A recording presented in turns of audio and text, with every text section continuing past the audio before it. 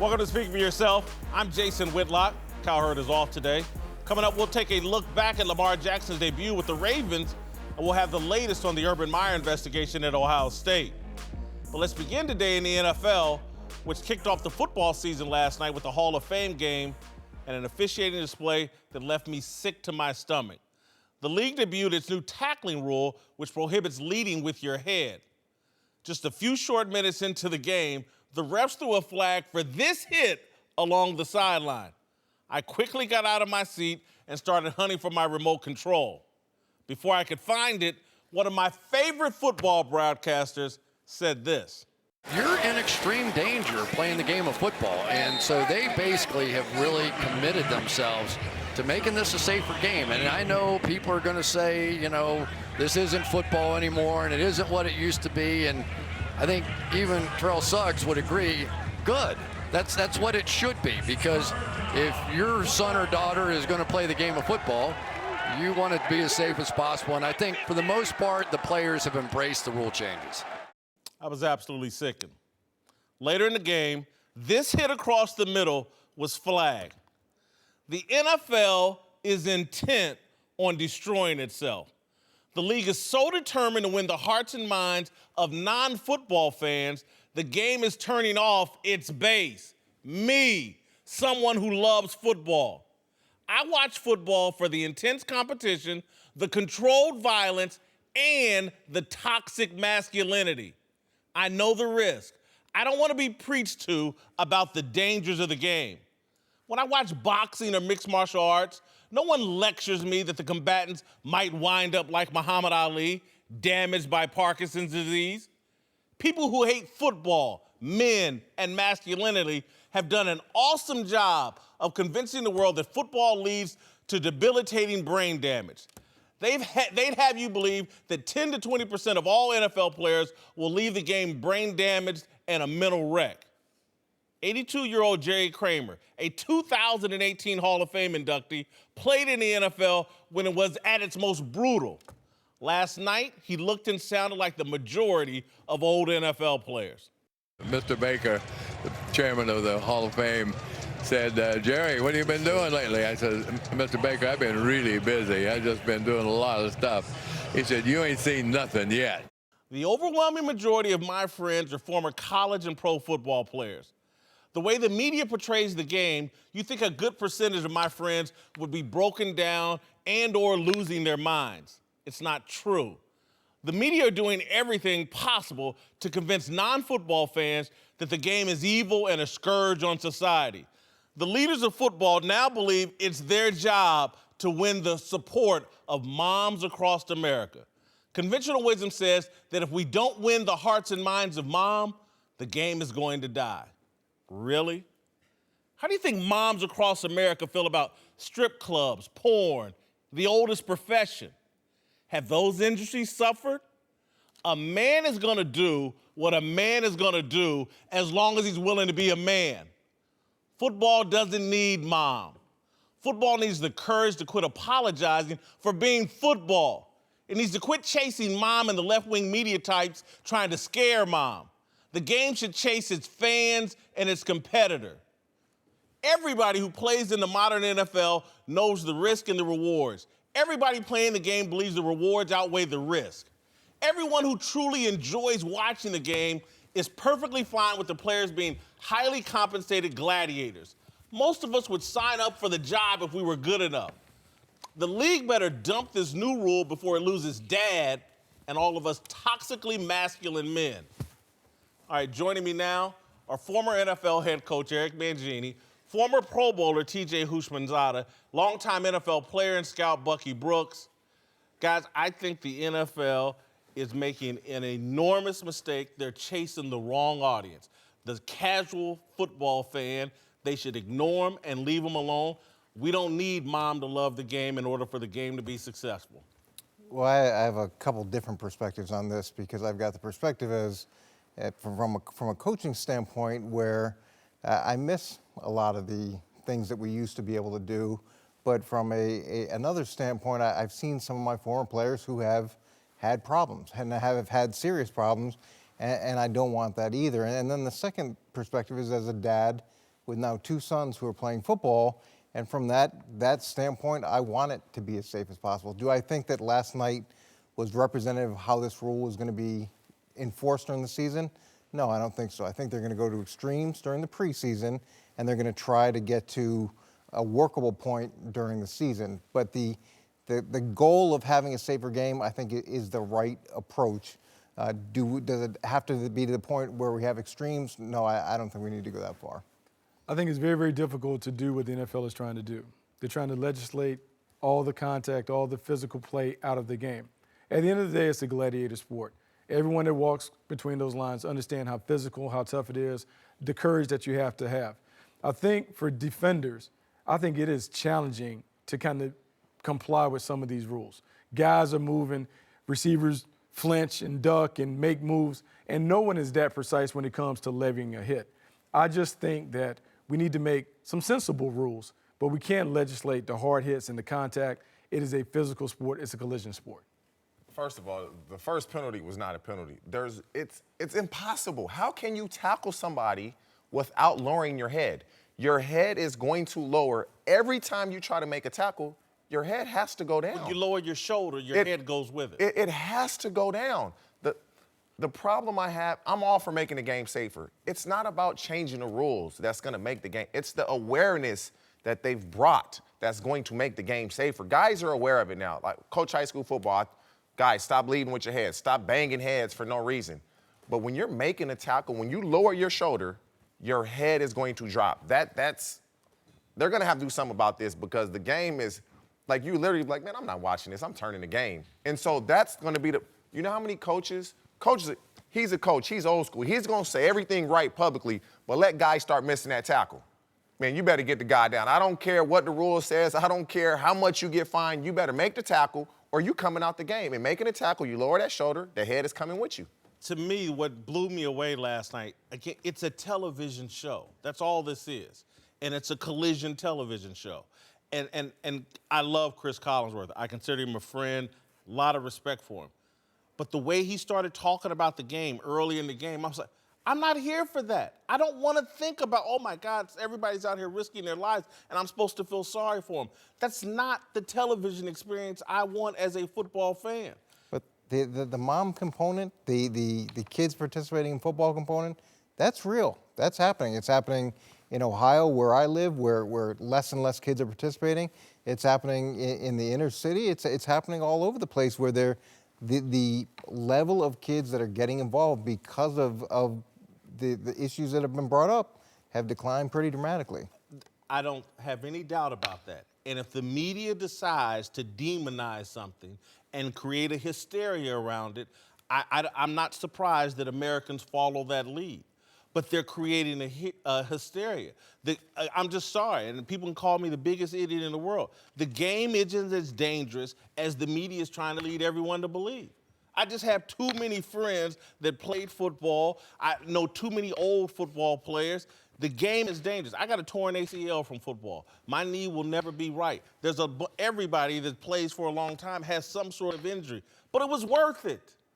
It was worth it. It was worth it to me. Oh, I mean, I would sign up to do it again. Like, that's what it is. I think there's nothing like the exhilaration of playing that sport. And I do believe there is a war on football in terms of creating a hysteria and making people nervous about putting their kids in the game. But good coaching, good techniques, good fundamentals, those things go a long way. It's going to be a contact sport forever and ever. But we can teach kids how to play the right way. I am worried that in trying to make the game so legal, so above board, that someone's going to get hurt because they pull up at the end of the day. You're going to if you say tackle with your head up, you are going to get run through every single. You have no weight behind you. You have no strength behind you. Stay upright, you're going to get run through. You have to lower your head to stop the ball carrier from running you over, or if you just sit there, he'll shake you and get right by you. There's going to be injuries. It's inevitable. It's going to happen. If we keep going down this path, we're going to be looking at Pro Bowl-like football rather than football. And that's going to turn people off. That's my concern. Because if they start finding these defensive players or making it damn near impossible to play defense, their frustration level, and eventually they're going to figure out, it's like, They don't even really want us the playing biggest problem football. is if they throw these flags in the playoffs, people are going to lose their mind. In the preseason, it's like, oh, it's a 15-yard penalty. Regular season game that really matters, you throw these flags in the playoffs, they're going to lose their mind. Well, look, they're going to over-legislate it during the preseason. It's the way it always has been. Every new rule that comes into play, they throw a ton of flags, they get a bunch of tape on it, they try to figure out what the right point is. Are games going to be won and lost because of this rule? Absolutely. And throughout my career, I've been the beneficiary of some rule changes, like the tuck rule. That's a rule I thought was a great situation for us in New England. And I've lost games because of rules. That rule where if a receiver was in the air and his feet would have come down, but he got pushed out, then it was a catch. I lost the game because of that one time. And these rules are going to affect wins and losses this season. So, obviously, you're a very successful coach in the NFL. How would you, in the meeting room, coach and tell your defensive players, how would you handle this? Look, with all these rule changes, it's a work in progress. And just as we have to see how it's being called. We have to see what's actually being penalized, and then you're constantly trying to adjust your tackling drills. You're constantly trying to adjust the way that you approach the ball carrier. It's new ground for everybody. There is no answer that every coach has at this point, but this is going to be part of the process that comes with the change. Look, players are starting to act up because they're trying to make the game so soft the players don't want it. We got this kid Zendale wearing a hat, make football violent again. These hats are going to become pop. I want one of these hats. And again, I never played in the NFL. As a fan, I want to watch football. If it's going to turn into the Pro Bowl and tackling is illegal and hard hits are illegal, you're going to see some people, you know what, I'm good. Because what I saw last night, I've seen college football try to clean up the hits, and it wasn't like this mess that we saw last night from this officiating crew. I hope you're right, Eric. I don't know if I just have the faith that the NFL is going to walk this back to the right level. Well, what's going to happen, too, is you've got a new league starting at the end of this year. You've got another new league possibly coming out, just like the UFC gained popularity because that's a certain type of fighting that people want to see. There could be another league that is much more in line with the way things used to be that comes up. And when the NFL will really respond is when it starts affecting things financially. So maybe this is a window for a competitor to give an alternative to the product that the NFL now offers. When I started playing football, I didn't know the dangers. I didn't care. Now that I know the dangers, I still don't care. The risk, football has allowed me to support my family more than I've ever thought, way better than I grew up. And now that I know the risk, I would still do it again because it's afforded me a lifestyle that I would have never imagined. And so I know the risk. Players know the risk, and they'll take on that chance because it's, number one, it's very rewarding, but the competition and the excitement of playing with your teammates and me versus you, that's what we want. Man, I think so many of the lessons that you learn from football, everyone talks about the violence of the game, being on a team, learning the lessons from your head coach, the competition, challenging yourself, being courageous. For me, football opened doors that I never thought would exist. Being able to go to college, being able to extend and play in the National Football League and do things that I never thought of. Football, to me, has been my only job. So for me, I'm forever indebted to the game. And yeah, I want to see it cleaned up. And yeah, I want everyone that plays to be healthy and safe and all of that. But at the same time, it's still the game that we fell in love with. I wanted to look close to that game. But on the flip side, when I was first started coaching, guys would get concussions. You'd go and you'd give them a play. Hey, 34 cover 2, do you know what you're doing? If he told you, okay, you're good, go back in. Because we didn't know any better, okay? And there's a lot of guys that did get affected by it.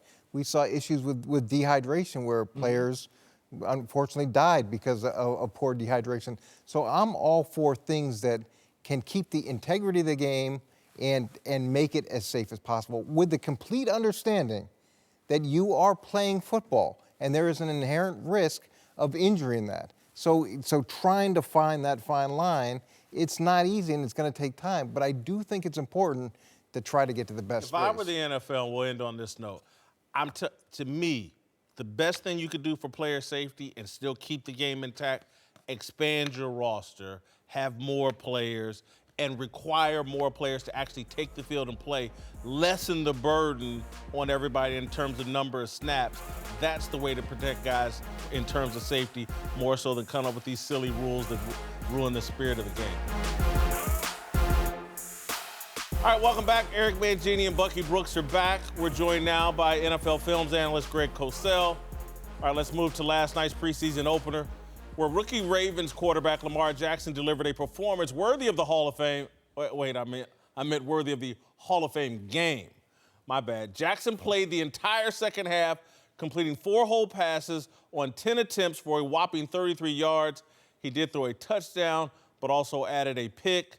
Look, I said this yesterday. I've said it since he was drafted. I don't think he was a first-round pick. He's a project as a quarterback. And before we get into this discussion, I want to spray some Twitter off. I picked this up earlier today. It's Twitter off. Nobody can say any comments meant for Twitter, because the only damn reason this dude was a first-round pick is because of Twitter and social media. Anybody with an objective evaluation knew this guy's a 3rd, 4th, or 5th-round pick and a project at quarterback, and that's what he looked like last night.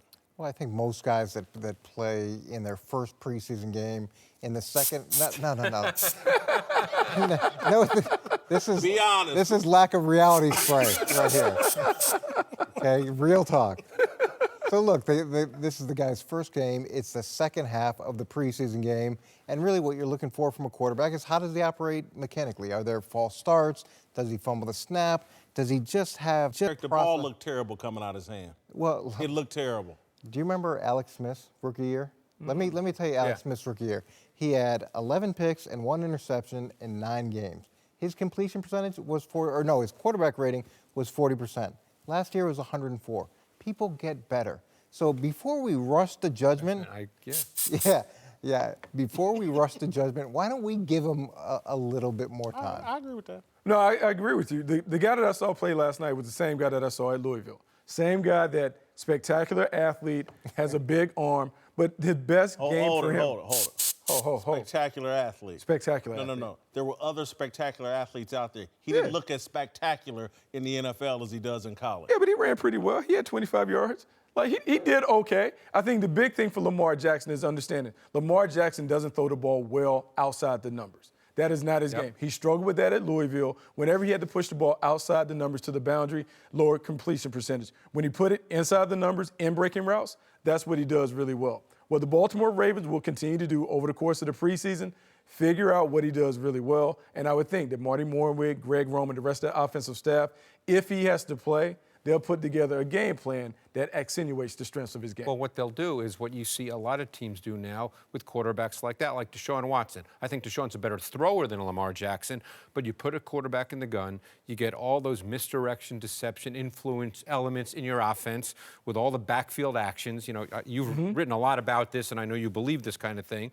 And it defines reads for quarterbacks. It theoretically makes it easier to make throws, see the throws, and you have a diverse run game. You get a lot of single high coverage. So start from scratch. No. You compared him to Deshaun Watson. You know damn well he's not as good as Deshaun Watson. He's not as good a thrower as Deshaun Watson. So he won't be as good of a quarterback. Oh, wait a minute. When they played on the field together, Lamar Jackson was the better player on the field in that game down in Clemson. Lamar Jackson can make plays. I'm talking about the philosophy of offense, not the specific player. Bucky, do you think if you had to draft today Deshaun Watson or Lamar Jackson, who you Deshaun taking? Watson, that's... Well, I asked Bucky. He's trying to act like that. He's trying to act like they're on the same planet. No. I'm going to say Deshaun Watson is a more complete player. But when they play together, Lamar Jackson is not a slouch. Lamar Jackson will be a successful player in this league if they build this offense around him. Remember, in Houston, they did things we hadn't seen Bill O'Brien ever do with a quarterback, and they made it Deshaun Watson friendly. The same thing you have to do with Lamar Jackson, Jared Goff, and all those other Week guys. 1 to week 2 was a totally different offense. Tom Savage, and then all of a sudden Deshaun Watson. That's what coaches do. And it's an unfair question. You've got one body of work where a guy's proven against a guy who's not proven. Would you draft Tom Brady or Ryan Leaf? I don't know. At the time, people thought Ryan Leaf was a top talent. Now, they were wrong. So You guys all three know more football than I do. But damn it, you're not convincing me right now, because when that ball comes out of Deshaun Watson's hand and the ball comes out of Lamar Jackson's hand, there's a huge difference. You can't tell me that there's not a huge difference. You're talking about the loose ball? Peyton Manning doesn't throw a tight spiral. There are plenty of guys that have been successful in this league that don't throw tight spirals. Eli Manning at It times has to be doesn't. more than just that. Did we get a full-strength can of We Twitter? did. He just compared this guy to Peyton Manning. How did Peyton Manning get in this conversation? Peyton, you're talking about a loose ball. Right. A loose ball, a wobbler. You're hearing what you want to hear. I don't have a conviction that he's necessarily going to be what Baltimore hopes he is. That's not. It's working now. No, that's not where I come in on this. All I'm saying is we can't judge what he is based on what he did last night. It is such a, and you can't get excited about it. You can't get disappointed about it. Oh, I can get disappointed. It's another practice. It literally is another practice. Welcome back. Eric Mangini, Bucky Brooks, and TJ Houshmandzadeh are back. Let's move to the latest Colin Kaepernick controversy. Video game company EA Sports, makers of the famed Madden football franchise, has apologized to Kaepernick for editing his name out of a song on the game's Madden 19 soundtrack. The company called it, quote, an unfortunate mistake. Kaepernick retweeted this tweet from Big Sean, who sang the lyric using Cap's name in the song, and said, much love, brother. Thank you for having my back. Madden did go on to say they'll make an update to the game which will include Kaepernick's name. To me, I can't believe when I saw this over Twitter and I saw people talking about it and I saw headlines, this is the biggest non-story I think I've ever seen. And I think that his name was edited out of last year's Madden game and it wasn't a big deal. He's not in the league. And so if Madden or whomever doesn't, the guy's not in the league. We took his name out of the song. He's not in the league. This is not a controversy. This is something that Twitter does to us and does to people. And oh my God, let's apologize to Kaepernick. His name's not in the song. When I first heard about it, Got my Twitter off. Go ahead.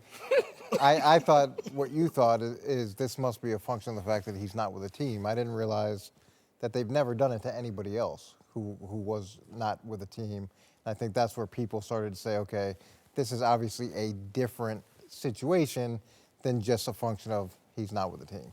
A song? I just don't understand why are we going to edit him out of a song? Like, that doesn't make sense. I understand not being on the game, not being a creative player, but to edit his name out of a song is ridiculous. I just don't understand who at EA thought that was a good idea, that of all the things, we're going to erase Colin Kaepernick's name out of a lyric that Big Sean had. I'm going to tell you why. Because for the same reason Jordan allegedly said Republicans buy sneakers too. There are people that the national anthem is an emotional issue for them, and they buy Madden games. And they don't like Colin Kaepernick. Okay. And so EA's just trying to sell as many games as possible. This isn't the topic, but he should be in the league, in my opinion. But this is what I don't like. You omitted him from the song? Why are you apologizing? You did it purposely. Just say, I didn't want his name in the song. It's my video game. I run EA Sports. I omitted him because that's what I wanted to do. I don't like when people do things purposely, which EA did, and then say, 2 straight years. Oh, I'm sorry. No, you're not sorry. You're sorry that people noticed it. And so now you're going to backtrack and say, oh, we'll put it back in. It's fine. This is your company. You can do what you want to do. Just like there's detractors that say, okay, we're not going to buy the game because his name is in it. Though people that will buy it, that support him. This, again, is not the topic. He should have been given another chance to show whether he can or cannot play in the league. That's not the topic. But don't apologize. That's what I don't like. Since you went there, I'm going to go all the way there. Let's say he was in the league and they gave him a proper rating on the game, which would be low. That would be a controversy as well. And then, oh, my God, Colin Kaepernick, the hero of America. But everybody argues about their rating. Everybody. I did that Everybody. once before. Everybody argues about their rating. When it comes to Kaepernick, it's racist. Oh, my God, his passing it's not at an 82. I mean, that's got to be racism. How about the guy can't throw straight? Hold on a second. I mean, he was good enough to lead a team. If you can lead a team to the Super Bowl, there's no way you should not be in the league. There's no way. And There's no way. Rodgers Staubach I was led with. teams to the Super And Bowl. how many years He's did he still play? alive. How many years He's did he not play? in the league. You don't get to be in the at league his forever. age. At his age. You don't get to be in the league forever. At his age. Go ahead. Look, in fairness to Colin now, I was with him in San Francisco in the meetings. I watched him play. I watched him perform. There's a lot of players that aren't as good as Colin Kaepernick who are in the National Football League. for sure. Twitter off? Based on pure, yes, right there. Based on pure ability, Colin Kaepernick should be in the league. That there is no doubt about that. Agree with you completely on that. But when you do something controversial and divisive that irritates your fan base, that X's out his talent, and that's why he's not in the league. And so everybody, that's just common sense. That's big. EA gets to be business people. NFL owners should get to be business people. Everybody should be allowed to conduct business. And if Colin Kaepernick wants to light himself on fire, he gets to do that. And people should quit feeling sorry for himself because he poured the gas all over himself. His girlfriend took the match and lit him on fire.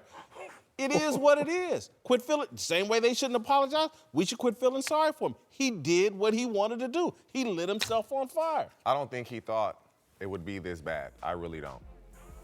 He should have known. Can't change it I now. tell you what, come at me with a gas can and a match and it's gonna be bad. I'm gonna run away from it. He should have been smarter than that. The fire's hot. How many times do your parents gotta tell you, quit touching the stove, the fire's hot. To Ray Lewis, who did his famous squirrel dance to enter last night's Hall of Fame game. But that's not all that got everyone talking. Lewis is being criticized because he did an interview about his upcoming Hall of Fame induction right as Lamar Jackson was making his NFL debut. Haters on Twitter got upset because they felt Ray was upstaging Lamar. One of those haters, Pro Football Woke's Mike Florio, tweeted, "What a shock, Ray Lewis Bigfoots Lamar's debut." I can't stand Mike Florio. I love Ray Lewis. He's one of my favorite all-time players. What the hell did they expect? How is this Ray's fault? It's NBC's fault for interviewing him. Ray, it's Hall of Fame weekend. Ray, I'm sure, is on one and gonna be on one the entire weekend. You put a microphone in his face, and he's gonna explode. It's his weekend. It's the Hall of Fame game. It's not the Lamar Jackson game.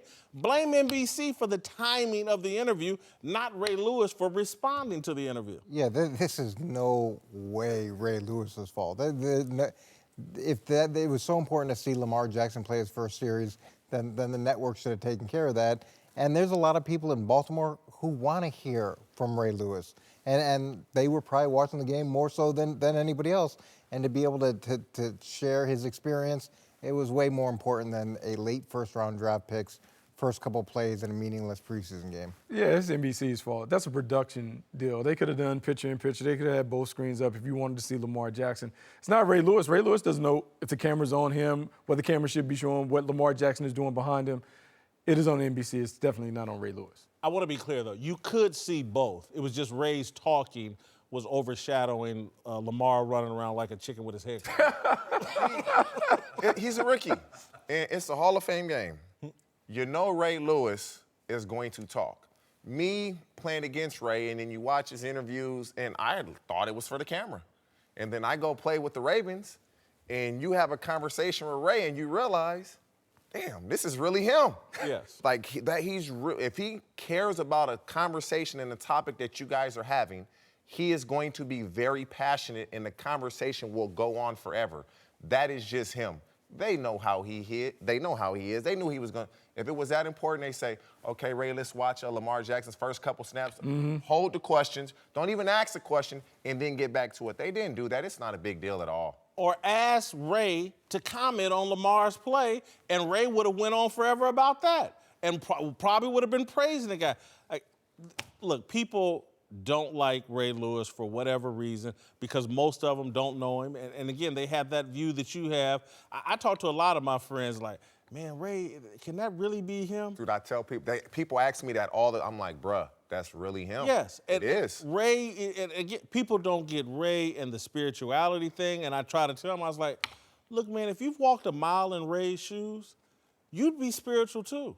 And if that's what it takes for Ray to get through and for Ray to feel right, and if he wants to wear his spirituality and religion on his sleeve, Why should I complain? That's him. That's how he feels in his safe place, in his right spot. If you know Ray and ever get to know him, it's just purely authentic. And that's why I've never heard any of his teammates, even if they don't understand. I think occasionally Joe Flacco might make fun of Ray, but at the end of the day, they all followed Ray. I was with Ray Lewis his first ever practice as a Baltimore Raven, and we had an alpha male playing linebacker who didn't want to give up his spot to Ray Lewis. And Ray Lewis came out in the field that first day, and it was amazing the way that the players gravitated towards him. So as much as this other guy was trying to hold his spot as a leader, Ray naturally brought these guys in. And it was one of those things that I had never seen before as a young coach. And that's why watching him and listening to him and seeing him in the Hall of Fame to me was so meaningful. I've heard so many people talk about his first days at the University of Miami as an 18-year-old kid. And those Miami teams loaded with talent. But Ray shows up, and it's like from day one at 18, he's the leader. That's his attitude, his passion, his personality. All right, welcome back. Eric Mangini is back. We're joined now by Fox College football reporter Bruce Feldman and the founder of the Big Lead, Jason McIntyre. Let's move to Ohio State, which opened up the fall football practice today without head coach Urban Meyer, who has been placed on administrative leave after a report alleged the coach lied about how much he knew about former assistant Zach Smith's history of domestic violence. Many think Urban will never coach again at the school, with USA Today reporting that former Oklahoma coach Bob Stoops would be the clear frontrunner to replace him. For his part, Urban put out a statement today reading in part, "Here's the truth. While at the University of Florida and now at Ohio State, I have always followed proper reporting protocols and procedures when I have learned of an incident involving a student athlete, coach, or member of our staff by elevating the issues to the proper channels. And I did so regarding the Zach Smith incident in 2015. I take that responsibility very seriously, and any suggestion to the contrary is simply false. I ask that you continue to support the incredible coaches and student athletes in our program, and I look forward to rejoining them soon." Meyer also admitted to being inaccurate to the media about this story. This has got a whole lot more complicated with Urban Meyer's strong statement today that he put out, I believe, on his Twitter feed, not Ohio State's Twitter feed. He is clearly on the offensive. And a lot of times the best defense is a good offense. And the question I have, and we'll start with you, Bruce, is he's reported up all the proper channels in 2015. But when Brett McMurphy makes it public in 2018, Zach Smith gets fired. 2015, he's aware of it, and he reports it up the proper channels. There's a 3-year delay before the guy's fired. Yeah, I think there's a lot of stuff in here that he's added context to, but that's the piece we don't know. That was a question a lot of people had back in Chicago 2 weeks ago at Big Ten Media Days. What was it that changed? What information did he get? Or what information did the university get? Until we know that, I think there's a lot of rushing to judgment that certainly has been on social media and certainly been on TV and in the media. And I think right now, we need to find out a lot more. I mean, what exactly did Urban Meyer know? When did he know it? And what did he do about it? I mean, he's saying he handled things. The key thing there is that he's saying things that he handled went up the proper protocol and has always done that. If there is evidence, and now, as of last night, there's an independent review board studying this. If they can corroborate this and there's evidence of that, then he's probably still going to be the head coach there. I would have preferred for him in this statement to say, I reported this to our athletic director, Gene Smith. He didn't name it. But we don't know. We actually, in there, we do not know how Ohio State found out about this. I mean, this is in a city where it's entirely possible they knew before Urban Meyer knew. I think when you look at this, and yesterday there was a big rush to judgment, and we talked about this, and there's going to be layers, and there's going to be still more layers, and right now it looks like he did the right thing from a administrative perspective. So now what happens? He says he did. He says he did, but at least we have a little bit more of an understanding of what each side is saying. So now if he did, does this mean the athletic director gets fired? Like what happens what's the repercussions if he That did is my follow the next right layer. channels? I'm going to say I ate a salad for lunch. You going to take me at my word? Listen, rush to judgment, Bruce, I think is the perfect phrase. Because our website, like many others, were speculating, hey, who should replace Urban Meyer at Ohio State? And there's still a lot of information that hasn't come out. We don't know whether the AD knows. We don't know whether someone else in the athletic department knows. But I think your point, Whitlock, about Urban Meyer releasing this on his personal account is like, hey, guys, I know you're crushing me in the media, but I'm just going to tell my side right here in a statement. And now the narrative has changed. Now all these people that have said Urban Meyer should resign, do they suddenly change and be like, let's go get the AD? Because you know on social media, that's what people want. They want heads, they want scalps. It's not really fair. I think if everybody could take a deep breath, we might find some truth here. I'm going to go back to, again, though, if you're going to offer up this kind of a defense, I want to know who you told. And if it's Gene Smith, name him, because that does seem to be where this is headed.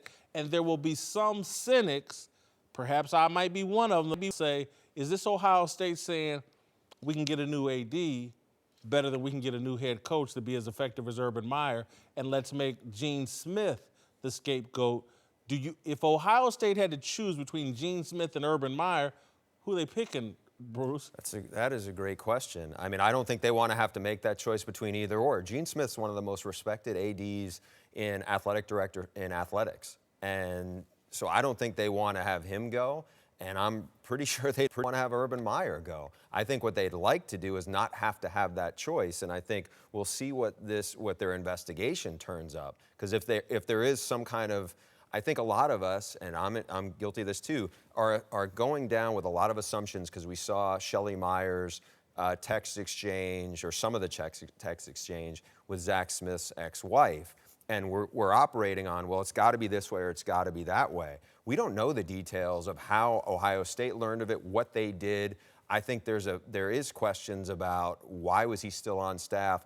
But you know, as Jason I think said, and we talked about this yesterday on Colin's show, you don't get fired for lying to the media. You don't get fired for misleading the media. And I think there's just so much. I think the rush to judgment aspect, even we're talking about it now, somebody's got to get fired. I don't know if it's going to come to that. It might. I think, and I'm sorry for cutting you off, Eric, but they're on the hook for $30-some-odd million to Urban Meyer. I guarantee you they're not on the hook to that much to Gene Smith.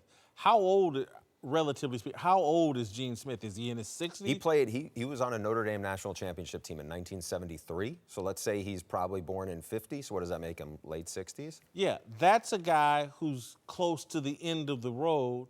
And if you need a sacrificial lamb, and if it can save Urban Meyer, if he has to swallow this, maybe that's a play that Ohio State's making. Again, I would have preferred him to say exactly who he told. The fact that he didn't, to me, leads me to believe there's a shell game being played, and they're trying to work. If they're going to do an investigation, would he put everything out right now? I mean, I think that's the investigation supposed to prove some of that without him litigating it on Twitter. Well, I don't think he's litigating it. He's just. This doesn't sound like. No, it doesn't sound like. What if he did report it to the AD, and what is the protocol? So what should the AD have done next?